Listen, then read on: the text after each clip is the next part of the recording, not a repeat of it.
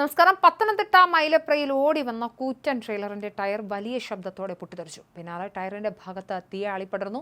Petrol പമ്പിന് മുന്നിൽ നിന്നും വാഹനം കത്തിയെങ്കിലും നാട്ടുകാരും ഫയർഫോഴ്സും മനസാന്നിധ്യം കൈവിടാതെ പരിശ്രമിച്ച അഗ്നിബാധ ഒഴിവാക്കി. പത്തനംതിട്ട മൈലപ്ര പെട്രോൾ പമ്പിന് മുന്നിൽ ഉച്ചയ്ക്ക് 12:10 സംഭവം. വാഹനത്തിന്റെ പഴയ ടയറുകളിലൊന്ന് പൊട്ടിത്തെറിക്കുകയും തീ പിടിച്ച് ആളിക്കത്തുകയുമായിരുന്നു.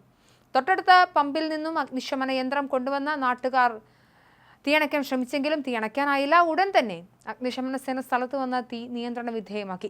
ദേശീയപാത വികസനത്തിനുള്ള നിർമ്മാണ സാമഗ്രികൾ എടുക്കാൻ വന്ന വാഹനത്തിന്റെ ടയറാണ് പൊട്ടിത്തെറിച്ചത്. മെറ്റിലും എംസാൻഡും കയറ്റുന്നതിന് വേണ്ടി വന്നതാണെന്ന് ഡ്രൈവർ പ്രേമൻ നായർ പറഞ്ഞു. ഡ്രൈവർ മാത്രമാണ് വാഹനത്തിലുണ്ടായിരുന്നത്. ടയറിനുള്ളിലെ കോട്ട് ചെയ്ത കമ്പികൾ പൊട്ടിത്തെറിയുടെ ആഘാതത്തിൽ ഉരഞ്ഞാണ് തീ പടർന്നതെന്നും ഒരു ടയർ മാത്രമാണ് കത്തിയെന്നും ഡ്രൈവർ പറഞ്ഞു. സാധാരണ ഇങ്ങനെ ഉണ്ടാകാറുള്ളതാണെന്നും അദ്ദേഹം കൂട്ടിച്ചേർത്തു. ആ ഒരു ടയർ മാത്രമാണ് കത്തിയത്. നാട്ടുകാർ ഇത് ആദ്യമായി കാണുന്നത് കൊണ്ടാണ് പരിഭ്രാന്തി ഉണ്ടായതെന്നും ഡ്രൈവർ വ്യക്തമാക്കി.